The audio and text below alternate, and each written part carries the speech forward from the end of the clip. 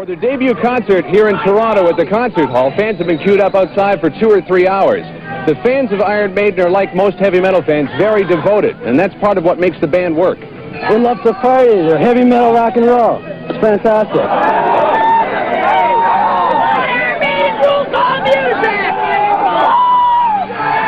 I was looking for something different. I was tired with bands like Rush and Nugent, stuff like that, and these guys offer something different, and it's what I want, I guess. It gets me totally like out of problems at school or whatever, right? It's cool, like everybody gets buzzed and stuff. It's good, yeah. Rock and roll, headbangers. Get out and have a good time. Iron Maiden likes to stay close to their fans, and drummer Clive Burr came outside for a while to talk to the crowd. What do you like about Iron Maiden? I like them because they put out heavy metal, no garbage disco, no new wave, nothing! Nothing but heavy metal! This man talks some sense. There you go. I like him because his drum is cute. There you go. I'm embarrassed now.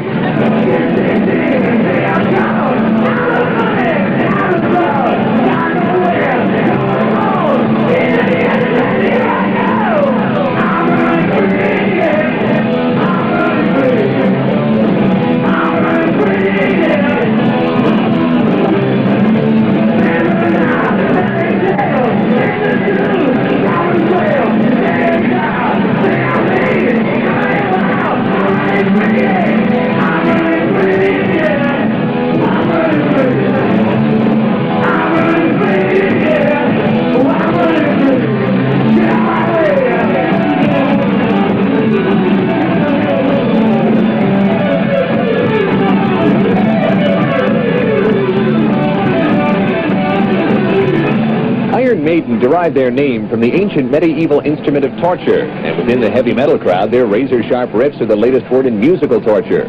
The band was started in London in 1977 by bass player Steve Harris, who once tried out for West Ham United, one of the UK's first division soccer clubs.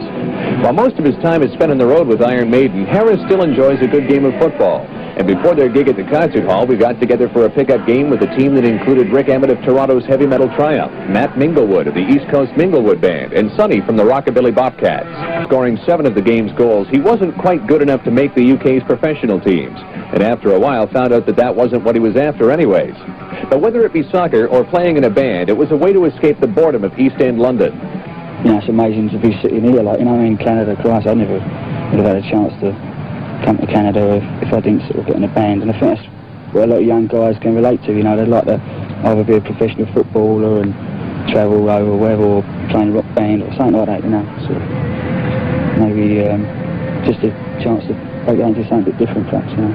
How does it feel, this being your first time over here? You've only got a couple of records released in North America, yet you have this incredible following, all these friends. Well, it's amazing, really. I mean, you don't expect when you first go to a country, you know, we expect you to kind of go back and like when we was first in Britain playing pubs and stuff, you know, building up right from the roots. We expected to maybe do that, you know, from a roots level everywhere. But in a way, it's made it a little bit easier for us because we're coming over here and we're playing to, you know, probably a sold-out concert tonight. Which first time in is pretty amazing. I mean, it seems the promotion guys up front must have done their work, I suppose. But I suppose it just shows that there's a lot of kids everywhere in the world that want to hear heavy rock, and that's what it is, you know. And maybe there's some new bands. You started the band probably what was right in the middle of the punk rock explosion over in the UK. What was it like trying to start up a band during that time? Well, it was near impossible to get gigs, you know, because the fashion thing, like, and it was the big thing happening on the club scene. All the large established bands were still playing a lot of gigs, but it was out there for young new bands to break through, because the punk thing really sort of, London seems to be the place for all the fashion, isn't it? We just couldn't get work. We ended up getting like 1 gig a week in a local pub, and that was, you know, that was great, you know, because it just helped us play at least sort of once a week. I mean, you just got to play, so 1 gig a week was, you know, really good for us at the time, right? Then we done a demo tape and all that around, and a guy called Neil Kay, who was at the Bandwagon in North London, like heavy metal rock club sort of playing rock stuff. He played the tape, and we got quite a lot of recognition from that. People were sort of phoning us up and saying, you know, who's this band and all this sort of stuff. Something that has become synonymous with Iron Maiden is the logo that you have.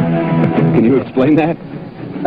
We all started out, we used to have a small back job with like a face, and we used to call it Eddie the Head, you know, just a nickname we gave it. And when we started doing the album, we got an artist in, and he just got kind of expanded on that, and we call the thing Eddie now. Right, as I said, all our influences are from older bands. And new wave, I don't know if there is anything new, really, because it's the same sort of music. It's just that all it is we've just grown up, you know, liking it a little bit faster now. I suppose that's the only sort of comparison with new wave. We play faster, but basically we've still got the same ideals, apart from we're not into the big rock star image, because like we keep very close to our fans, because we've always seen it that they've put us where we are today anyway. So, you know, you repay devotion with devotion, because I'd do anything for them kids, because they've put me where we are today. The venue that you're doing here in Toronto is the concert hall, which is a standing room only gig, as opposed to playing the music hall, which is sitting. Is that part of the attitude of Iron Maiden? Right, yeah, I don't like people sitting down. I don't know. See, the whole idea of, like, is let's have a good time. I don't think you can sit down and have a good time. We just turn around and say, right, well, come on, let's get down to it. Right, I'll have you all down the front, or we stop halfway if they're sitting down. Say, right, we won't play another note until you get up. What do you think of the real hardcore fans, the headbangers, and the people with their cutout guitars? Well, I think they're amazing, because they're getting involved with the music, and, you know, it's just get up and go, forget everything, they're living out fantasies, which is also what we're doing on stage. We're forgetting everything that's gone down before, like in the day before, just get up and play, forget everything, have a bit of fun. That's basically it. I love them for that, that's great. I mean, you're not scared to do it, which is really good. Leads other people into it as well. I think they're enjoying themselves, let us go and do it as well. Since '77, there's been an incredible amount of new heavy metal bands coming out of the UK. Who are some of the people that you have respect for? Motorhead, yeah, they're all right actually, but I can never go and see Lemmy without him getting me absolutely blind drunk, because we go out drinking now and again. Oh Christ, and he's unbelievable, that man. There's no way I could ever compete with him. He's unreal. Yeah, we're all, I don't know, we're like friends, especially the London bands. See, Def Leppard are from up north, and so are Saxon.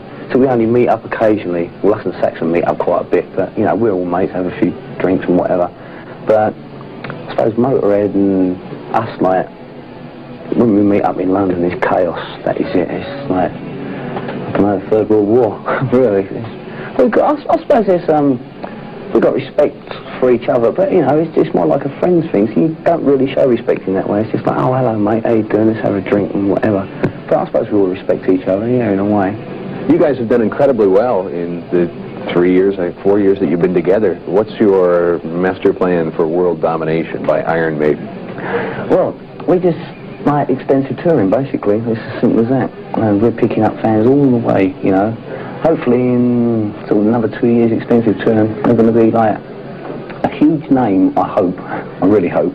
But the thing is, I just hope everyone can turn around and say then, yeah, right, Iron Maiden's great, they're big now, but like, they ain't changed a bit since we first knew them.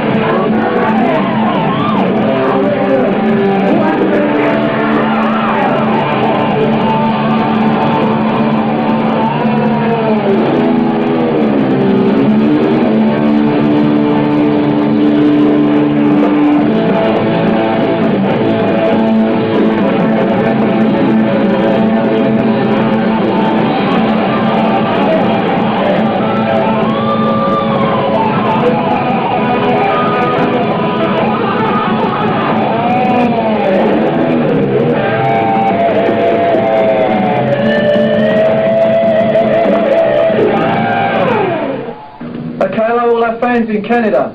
This is Eddie from Iron Maiden. And I'd like to say to keep tuned to new music because Girls' School are on their way.